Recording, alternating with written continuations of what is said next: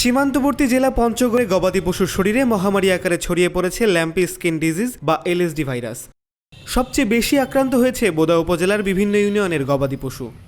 পানি সম্পদ বিভাগের তথ্য অনুযায়ী এখন পর্যন্ত প্রায় ৫,০০০ গরু এই রোগে আক্রান্ত হয়েছে। এর মধ্যে প্রায় ৯০% কম বয়সী বাছুর। চামড়াগুলো ফাটে ফাটে যাচ্ছে। আজকে প্রায় ২ মাস থেকে অনেক চিকিৎসা করছি, সারে না।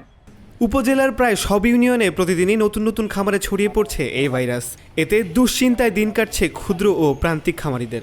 বিহার ২-২.৫ মাস হয়, চামড়াগুলো ফাটে গেছে, চিকিৎসা করার পরে বড় বড় ঘা হয়ে গেছে।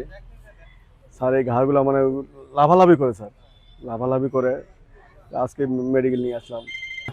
দূর দূরান্ত থেকে চিকিৎসার আশায় এলেও প্রয়োজনের তুলনায় চিকিৎসা সামগ্রী কম থাকায় অনেককেই ফিরতে হচ্ছে হতাশ হয়ে।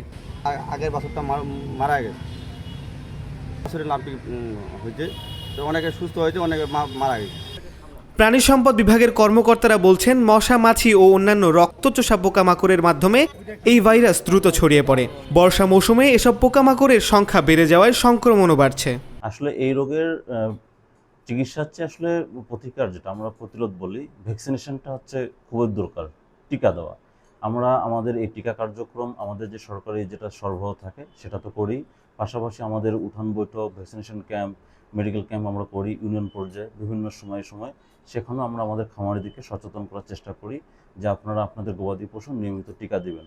শুধু লাম্পি না, আমরা খুরা রোগ, অ্যানথ্রাক্স অর্থাৎ তরকা, বাদলা সবগুলো রোগেরই টিকা নিয়মিত দিতে বলি। তো টিকা যেগুলো সাধারণত দেওয়া হয় না বা টিকার ফেলোরের কারণে অনেক সময় আমাদের এই পেশেন্টগুলো চলে আসে। আমরা আমাদের সীমিত জনবলের মধ্যে খুব চেষ্টা করতেছি এই রোগটার নিয়ন্ত্রণে রাখার বা যারা সেবা প্রার্থী আছে তাদেরকে সেবাটা দেওয়ার। সরকারি হাসপাতালে জ্বরের ওষুধ, স্যালাইন ও কিছু প্রয়োজনীয় ওষুধ সরবরাহ করা হলেও তা চাহিদার তুলনায় অপ্রতুল। প্রাণী সম্পদ বিভাগের তথ্য অনুযায়ী সরকারিভাবে পাওয়া ভ্যাকসিন মোট চাহিদার মাত্র ২০%। ফলে সব গবাদি পশুকে টিকার আওতায় আনা সম্ভব হচ্ছে না। খামারিরা জানান, প্রথমে গরুর জ্বর হয়, এরপর শরীরে বড় বড় গুটি দেখা দেয়।